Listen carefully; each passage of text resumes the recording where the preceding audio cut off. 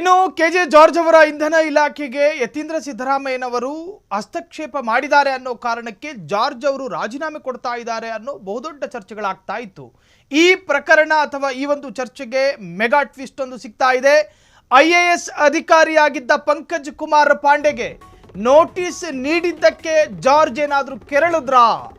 IAS ಅಧಿಕಾರಿ ಪಂಕಜ್ ಕುಮಾರ್ ಪಾಂಡೆ ಅದು K J George ಅವರ ಪರಮಾಪ್ತ ಬಳಗದಲ್ಲಿ ಬರುವಂತಹ ವ್ಯಕ್ತಿ. ಜನವರಿ 20ನೇ ತಾರೀಕು ಸಿಎಂ ಸೂಚನೆ ಮೇರೆಗೆ ಆ ಅಧಿಕಾರಿಗೆ ನೋಟಿಸ್ ಅನ್ನು ಕೊಡಲಾಗಿತ್ತು. ಕರ್ತವ್ಯ ಲೋಪ, ಶಿಸ್ತು ನಿಯಮ ಉಲ್ಲಂಘನೆ ಪ್ರಕರಣದಲ್ಲಿ ನೋಟಿಸು. ಸದ್ಯ KPTCL MD ಆಗಿರುವಂತಹ IAS ಅಧಿಕಾರಿ ಪಂಕಜ್ ಜನವರಿ 20ನೇ ತಾರೀಕು ಮಧ್ಯಾಹ್ನ 12:30 ಸಿಎಂ ಭೇಟಿಗೆ ಸೂಚನೆ ಇತ್ತು. ಆದರೆ ಪಂಕಜ್ ಕುಮಾರ್ ಪಾಂಡೆ ಸಿಎಂ ಭೇಟಿ ಮಾಡಿರಲಿಲ್ಲ. ಸಿಎಂ ಅನ್ನ ಭೇಟಿ ಮಾಡೋದಕ್ಕೆ ಅವರಿಗೊಂದು ಸೂಚನೆ ಕೊಡಲಾಗಿತ್ತು, ಆದರೆ ಸಿಎಂ ರನ್ನ ಭೇಟಿ ಮಾಡಿರಲಿಲ್ಲ. ಈ ಸಂಬಂಧ ಕೆಂಡಾಮಂಡಲರಾಗಿದ್ದ ಸಿಎಂ ಸಿದ್ದರಾಮಯ್ಯ ಭೇಟಿಯಾಗದ ಕಾರಣ ನೋಟಿಸ್ಗೆ ಉತ್ತರಿಸುವಂತೆ ಸಿಎಂ ವಾರ್ನ್ ಮಾಡಿದ್ರು, ಎಚ್ಚರಿಕೆಯನ್ನು ಕೊಟ್ಟಿದ್ರು. ಇಂಧನ ಸಚಿವರ ಗಮನಕ್ಕೂ ಬಾರದೆ ನೋಟಿಸ್ ನೀಡಿದ್ದ CS ಪಂಕಜ್ ಕುಮಾರ್ ಪಾಂಡೆ ಸಿಎಂ ಭೇಟಿ ಯಾಕೆ ಗೈರು ಹಾಜರಾಗಿದ್ರು ಪ್ರಶ್ನೆ ಮಾಡಲಾಯಿತು. ಸಿಎಂ ಬುಲಾವ್ ನೀಡಿದ್ರು. ಬಾರದ ಅಧಿಕಾರಿಯ ಮೇಲೆ CS ಕಚೇರಿ ಕೆಂಡ ಕಾರಿತ್ತು. ಕಾರ್ಯದರ್ಶಿ ಸಚಿವಾಲಯ. ಸಿಎಂ ನಿರ್ಧಾರಕ್ಕೆ ಬೇಸರಗೊಂಡ್ರ ಇಂಧನ ಸಚಿವ ಕೆಜೆ ಜಾರ್ಜ್. ಪಂಕಜ್ ಕುಮಾರ್ ಪಾಂಡೆ ಜೊತೆ ಉತ್ತಮ ಬಾಂಧವ್ಯ ಹೊಂದಿರುವಂತಹ ಜಾರ್ಜ್ ಕೆಜೆ ಜಾರ್ಜ್ ಗಮನಕ್ಕೂ ಬಾರದೆ ಪಾಂಡೆ ಮೇಲೆ ಶಿಸ್ತು ಕ್ರಮ. ಈಗ ನಿಮಗೆ ಅರ್ಥ ಆಗಿರಬಹುದು ಕೆಜೆ ಜಾರ್ಜ್ ಯಾಕೆ ಸಿಟ್ಟು ಮಾಡ್ಕೊಂಡ್ರು. ಕೆಜೆ ಜಾರ್ಜ್ ಈಗ ಹೇಳ್ತಿದ್ದಾರೆ, ಅದೊಂದು ಕ್ಲಾರಿಟಿ ಮುಂದಿನ ಅಪ್ಡೇಟ್ಸ್ಗಳು ಸಿಗ್ತಾ ಹೋಗ್ತವೆ. ಆದರೆ ಕೆಜೆ ಜಾರ್ಜ್ ಸಿಟ್ಟಾಗೋದಕ್ಕೆ ಪಂಕಜ್ ಕುಮಾರ್ ಎನ್ನುವಂತಹ IAS ಅಧಿಕಾರಿಗೆ ಸಿಎಂ ಸಚಿವಾಲಯದಿಂದ ನೋಟಿಸ್ ಹೋಗಿದ್ದಕ್ಕೆ ಸಿಟ್ಟಾದ್ರು ಕೆಜೆ ಜಾರ್ಜ್ ಎನ್ನುವಂತಹ ಚರ್ಚೆಯನ್ನು ನಾವು ತಳ್ಳಿ ಹಾಕೋದಕ್ಕೆ ಸಾಧ್ಯ ಇಲ್ಲ. ಈಗ ಒಬ್ಬ ಮಿನಿಸ್ಟರಿಗೆ ಎಲ್ಲ ಇಲಾಖೆಯಲ್ಲೂ ಕೂಡ ಆಪ್ತರು ಅನ್ನೋ ವ್ಯಕ್ತಿಗಳು ಇರ್ತಾರೆ. ಅದು ಅಡ್ಮಿನಿಸ್ಟ್ರೇಷನ್ ಆಡಳಿತಾತ್ಮಕವಾಗಿ ಆ ವರ್ಗದಲ್ಲೂ ಅಥವಾ ಆ ವಲಯದಲ್ಲೂ ಕೂಡ ಇರ್ತಾರೆ.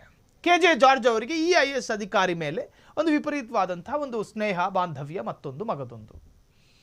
ಈ IAS ಅಧಿಕಾರಿಗೆ ಭೇಟಿ ಮಾಡೋದಕ್ಕೆ ಸಿಎಂ ಸಿದ್ದರಾಮಯ್ಯನವರ ಕಡೆಯಿಂದ ಸೂಚನೆ ಹೋಗಿತ್ತು.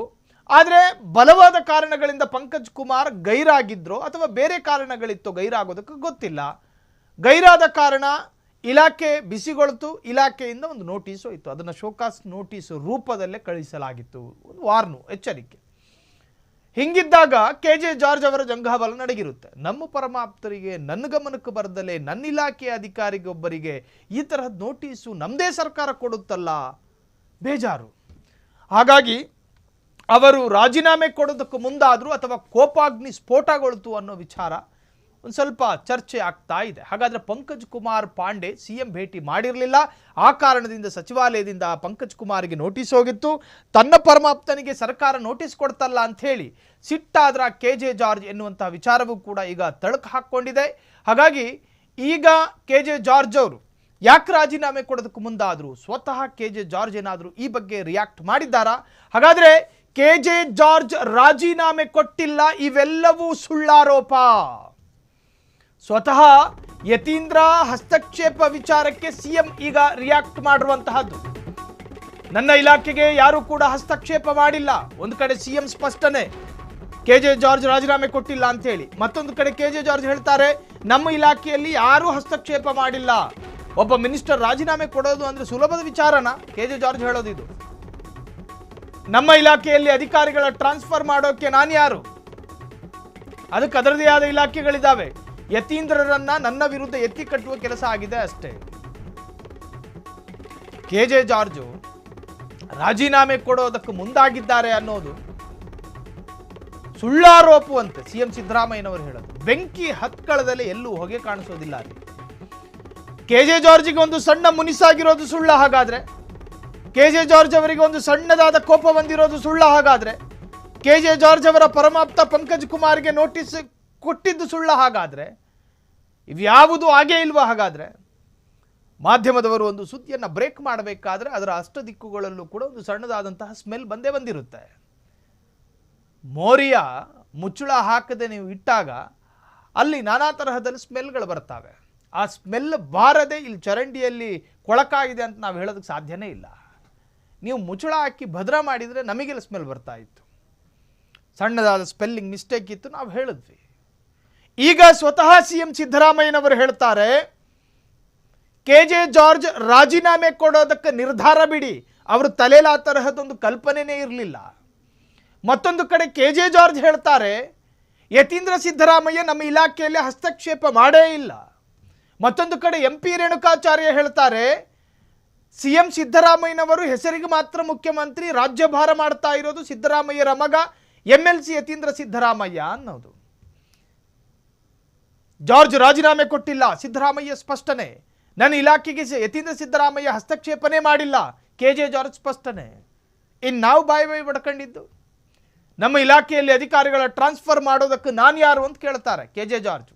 ಯತೀಂದ್ರರನ್ನ ನನ್ನ ವಿರುದ್ಧ ಎತ್ತಿ ಕಟ್ಟುವ ಕೆಲಸ ಆಗಿದೆ ಅಷ್ಟೇ. ಈ ಹಿಂದೆ ಕೃಷ್ಣ ಬೈರೇಗೌಡರ ಇಲಾಖೆಗೆ ಜಲಮಂಡಳಿಯ ಒಂದಷ್ಟು ಅಧಿಕಾರಿಗಳನ್ನು ಬೈರೇಗೌಡರು ನೇಮಕ ಮಾಡ್ಕೊಂಡಿದ್ರು ಅನ್ನೋದು ಚರ್ಚೆಯಾಯಿತು. ಜಲ ಸಂಪನ್ಮೂಲದ ಸಚಿವರಾಗಿರುವ DK ಗಮನಕ್ಕೆ ಕೊಡೋದಲ್ಲಿ ಬೈರೇಗೌಡರು ಹೆಂಗೆ ತಗೊಂಡ್ರು ಅನ್ನೋ ಒಂದು ವಿಚಾರ. ಆಗ DK ಸಿಟ್ಟಾಗಿರ್ಲಿಲ್ವಾ? ನನ್ನ ಗಮನಕ್ಕೆ ತರದಲೆ ಅಥವಾ ಕೃಷ್ಣ ಬೈರೇಗೌಡರ ಗಮನಕ್ಕೆ ನೀವು ತರದಲೆ ಅಲ್ಲಿ ಇಲಾಖೆಯ ಅಧಿಕಾರಿಗಳನ್ನು ಜಲಮಂಡಳಿಯ ಇಲಾಖೆಯ ಅಧಿಕಾರಿಗಳನ್ನು ರೆವಿನ್ಯೂ ಡಿಪಾರ್ಟ್ಮೆಂಟ್ಗೆ ಹೆಂಗೆ ಸೇರಿಸ್ಕತ್ತೀರಿ ಅನ್ನೋ ಚರ್ಚೆ ಆಗಿತ್ತು.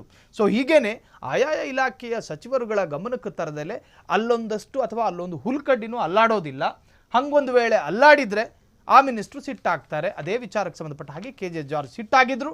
ಆದರೆ ಆ ಸಿಟ್ಟಿಗೆ ಈಗೊಂದು ಕ್ಲಾರಿಟಿ ಸಿಕ್ಕಿದೆ. ಸಿದ್ದರಾಮಯ್ಯನವರು ಒಪ್ಪಿಕೊಂಡಿಲ್ಲ, KJ ಜಾರ್ಜು ಒಪ್ಕೊಂಡಿಲ್ಲ, ಏನೇನು ಇಲ್ಲಿ ನಡೆದಿಲ್ಲ, ನೀವು ಸುಮ್ಮನೆ ಹೇಳ್ತಾ ಇದ್ದೀರಿ ಅಂತ ಹೇಳಿ ಡ್ಯಾಮೇಜ್ ಆಗಿದ್ದಕ್ಕೆ ತೇಪೆ ಹಚ್ಚುವ ಕೆಲಸವನ್ನ ಮಾಡಿದ್ರು. ಕ್ಷಣ ಕ್ಷಣದ ಸುದ್ದಿಗಳಿಗಾಗಿ ಫ್ರೀಡಂ ಟಿವಿ ಸಬ್ಸ್ಕ್ರೈಬ್ ಮಾಡಿ, ಲೈಕ್ ಮಾಡಿ ಹಾಗೂ ಫಾಲೋ ಮಾಡಿ. ಹೊಸ ಸುದ್ದಿಗಳ ನೋಟಿಫಿಕೇಶನ್ಗಾಗಿ ಬೆಲ್ ಐಕಾನ್ ಮೇಲೆ ಕ್ಲಿಕ್ ಮಾಡಿ.